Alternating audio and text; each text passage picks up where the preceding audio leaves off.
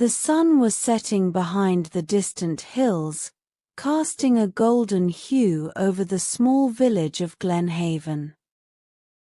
In one of the humble houses, the Rodriguez family sat quietly around their wooden table, an air of uncertainty hanging thick in the air. They were a family of 5: Carlos, the father, Maria, his wife, their 2 children, Daniel and Sophia, and Grandma Rosa, who had lived with them since the passing of Carlos's father. Life had never been easy for them, but in recent months, things had grown especially hard. Carlos worked as a day laborer, picking fruits in the orchards during the harvest season and doing odd jobs whenever he could. But the harvest had been poor that year, and work was becoming harder to find.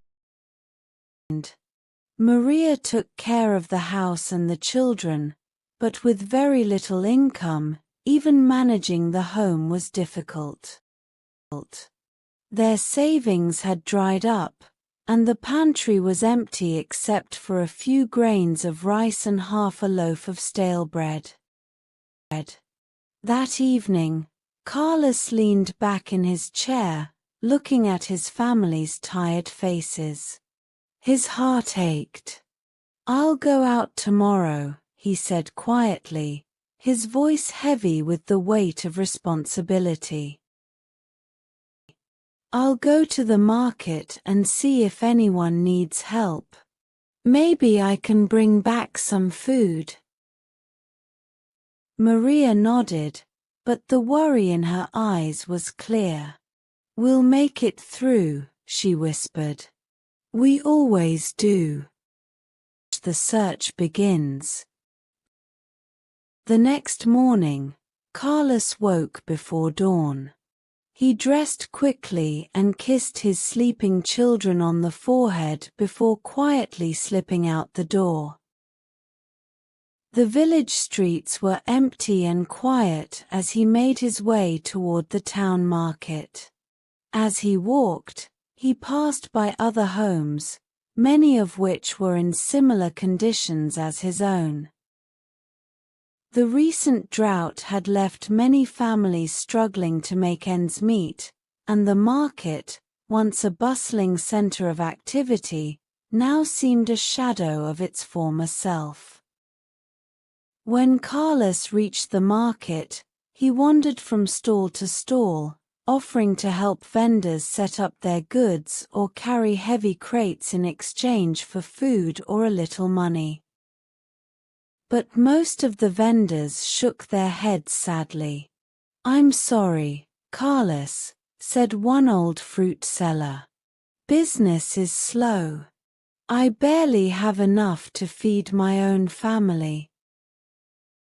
Disheartened but not defeated, Carlos continued on. He refused to return home empty-handed. His family was counting on him. As the day wore on, his stomach growled, but he ignored the hunger, pushing forward with determination. Finally, just as the sun was beginning to set, a baker called out to him. "You there. Do you need work?" the baker asked, waving him over. Carlos nodded eagerly. "Yes, sir. I can help with anything you need."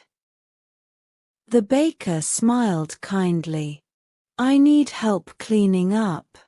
If you help me tidy the shop and carry these bags of flour, I'll give you some bread to take home." Carlos's heart leaped with relief. "Thank you," he said, rolling up his sleeves and getting to work. As he cleaned and carried, he thought of his family waiting at home, and the thought of bringing back food filled him with renewed energy. When the work was done, The baker handed him a bag with a loaf of fresh bread and a few pastries that had not been sold that day.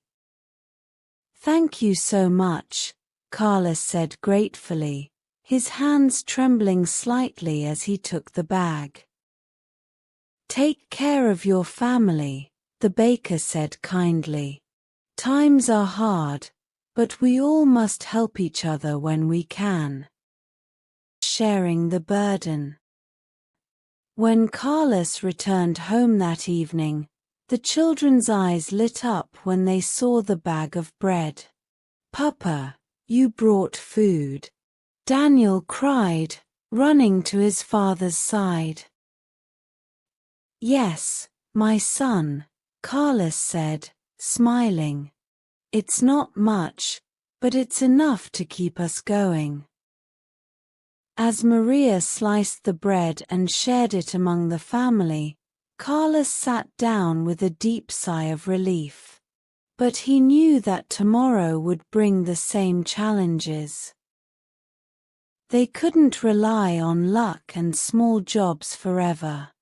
He needed to find a more stable way to provide for his family. That night, as the family ate together, Carlos shared his concerns with Maria. "I don't know how much longer we can go on like this," he said quietly. "The work is drying up, and I don't know what else to do." Maria, always the optimist, took his hand. "We'll figure it out together. We've come this far, and we'll keep going. Maybe tomorrow I'll go with you to the market. We can both look for work." Carlos hesitated. He didn't like the idea of Maria working long hours in the market, but he knew they needed the help. "All right," he agreed. "We'll go together." A helping hand. The next morning, Carlos and Maria set off for the market together, leaving Grandma Rosa to watch the children. As they arrived, the familiar sights and sounds of the bustling market greeted them, though it was clear that times were tough for everyone. They spent the day looking for work, offering to help wherever they could, but as the hours passed, their hopes began to fade. It seemed that there was simply no work to be found. As the sun began to dip below the horizon, Maria and Carlos sat down on a bench, tired and discouraged. "We'll find a way," Maria said, though her voice wavered slightly. Just as they were about to head home, a voice called out to them. "Excuse me, are you looking for work?" They turned to see an older woman with a kind face standing behind a small stall selling homemade goods. "Yes," Carlos said, standing up. "We've been looking all day." The woman smiled. "I could use some help. My husband and I run a small farm just outside the village. We grow vegetables, but it's too much for the two of us to manage on our own. If you're willing to help us with the harvest, we can give you some of the crops to take home." Carlos and Maria exchanged hopeful glances. "We'd be happy to help," Maria said eagerly. The woman nodded. "Come by tomorrow morning, and we'll get started." A new opportunity. The next day, Carlos and Maria made their way to the farm. The work was hard, but the couple didn't mind. They worked in the fields, picking vegetables, watering the plants, and tending to the soil. It was exhausting, but at the end of the day, the farmer and his wife handed them a basket full of fresh vegetables: tomatoes, potatoes, carrots, and onions. "This should last you a while," the farmer said, smiling. "And if you come back next week, there'll be more to harvest." Tears welled up in Maria's eyes as she thanked the couple. "You have no idea how much this means to us," she said, her voice thick with emotion. Carlos carried the basket home, his heart full of gratitude. For the first time in weeks, he felt like they had found a real solution. The farm work would be steady, and the food they earned would keep their family fed. Gratitude and generosity. As the days turned into weeks, Carlos and Maria continued to work at the farm, and the Rodriguez family's situation began to improve. They had fresh vegetables to eat, and with Carlos still finding occasional odd jobs in the market, they were able to make ends meet.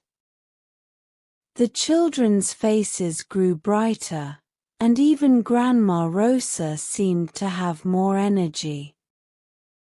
But Carlos and Maria knew that they were not the only ones struggling. Many of their neighbors were in the same situation they had been in just weeks ago. So one day, after a particularly good harvest, they decided to share their good fortune. Maria packed a small basket with vegetables and bread, and the family went to visit their neighbors, the Lopez family, who they knew had been struggling to find food.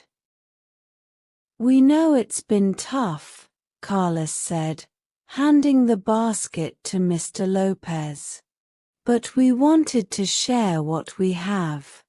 We've been blessed, and we want to pass that on." Mr. Lopez's eyes filled with tears as he accepted the basket. "Thank you," he whispered. "This means more than you know." A community united. As time went on, the Rodriguez family continued to help their neighbors whenever they could. In turn, the community began to come together, with families helping one another in small but meaningful ways. It wasn't easy, and there were still many challenges ahead, but they knew that as long as they stuck together, they could get through anything. Carlos and Maria never forgot the kindness of the farmer and his wife, who had given them the opportunity to work and provide for their family. And in return, they vowed to always help others in need, just as they had been helped in their time of greatest need. In the end, it wasn't just the food that sustained them, it was the love, kindness, and generosity of their community that gave them the strength to keep going. And for that, they would always be grateful.